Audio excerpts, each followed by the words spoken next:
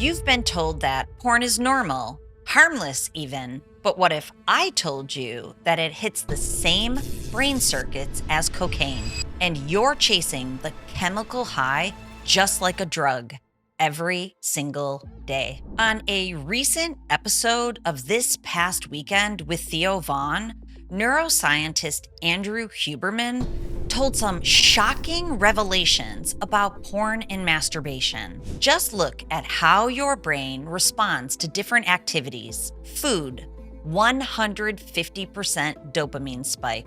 Video games, 175%. Sex, 200%. Porn, 300 to 400% dopamine spike. Cocaine, 450%. This is how Andrew Huberman explained it. Dopamine is not about the pleasure of reward. It's about the pursuit of reward. Here's what he means. Porn delivers dopamine without the effort.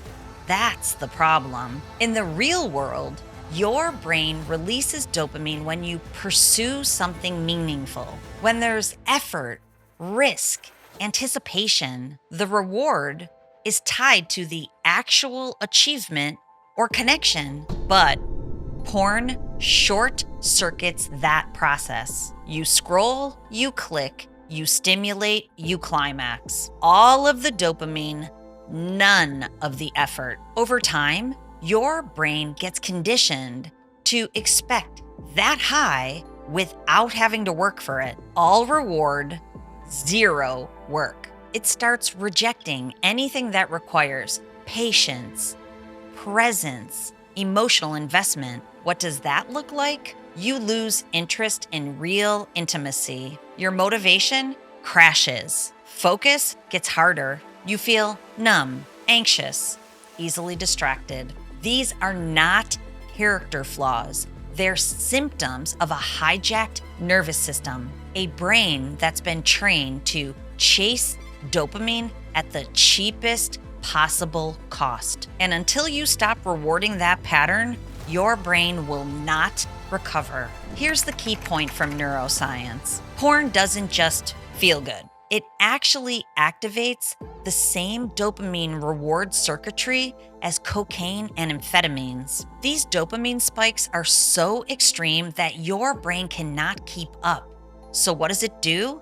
It builds tolerance. Now you need more tabs, more stimulation, more shock, just to feel anything, to feel the same. And when the high wears off, you crash. You feel numb, anxious, empty. And your brain, desperate to feel normal again, tells you to go back, watch more, click again. This isn't a bad habit. It's a neurochemical loop, and it's frying your motivation, your emotional capacity, and your drive. It works like this: dopamine tolerance, craving, emotional burnout. Compulsion does not equal control. Any dopamine hit that comes without effort will destroy you. This is what Andrew Huberman said. Let's break this down with brain science. The prefrontal cortex, the part of your brain that's associated with focus, drive, motivation, willpower, well, it decreases its function when it's flooded with dopamine. It gets weaker every time you artificially stimulate it. Meanwhile, your limbic system, your craving brain, is getting jacked up. So now you're impulsive, emotionally reactive, restless, distracted. Sound familiar? Brain fog, anxiety, mood swings, no motivation to get off the couch. You're not broken. You're dopamine deficient and overstimulated. And the good news?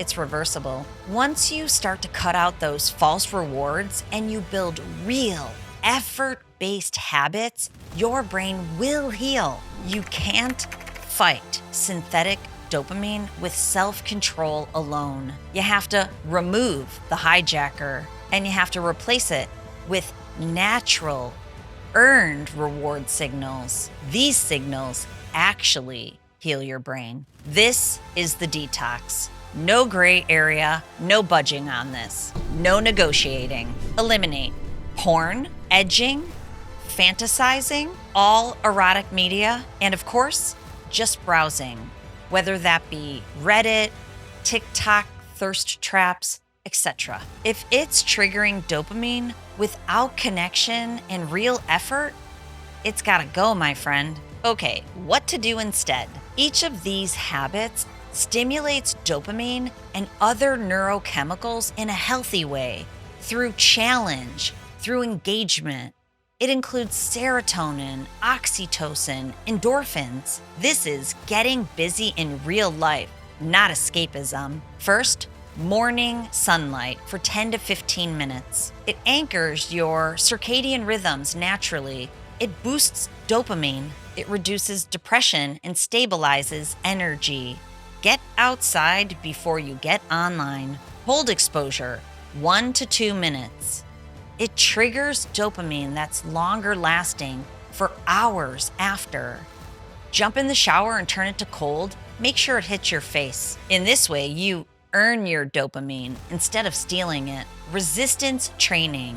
Crank some weights 3 to 5 times a week. It builds testosterone. It'll improve your mood. It'll increase your baseline dopamine. It boosts brain-derived neurotropic factor that helps with mental resilience. Discipline creates momentum. Lifting is neurological medicine. Breath work and presence. 5 to 10 minutes of intentional breathing. It lowers cortisol and it improves your parasympathetic tone. Real, non-sexual connection, phone calls, conversations, laughs, hugs. It stimulates oxytocin for bonding, which porn depletes. You're not meant to feel alone, but porn isolates you from real connection. Okay, here's your final challenge. The incredible thing about your brain, it can be rewired. Every single day, you have a choice. You can keep reinforcing those old loops that keep you feeling stuck, scattered, numb, or you can start feeding your mind what it actually needs to thrive. Structure, challenge, connection, and purpose. If you're ready to break the cycle and reclaim your mind, your focus, your drive, your ambition, I'm here to help. Head over to drtrishleigh.com. You can book a call with me privately and personally. I can help you get on track. Download the guide that I made for a pleasure pathway reset. I can help you figure out where you're stuck, what your brain needs to rewire, and how to get you moving forward. If you're not quite ready for that just yet, that's okay. Keep learning.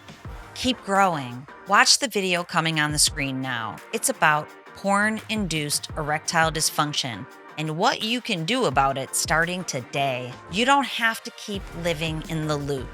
Today is the day to elevate your mind over explicit matter.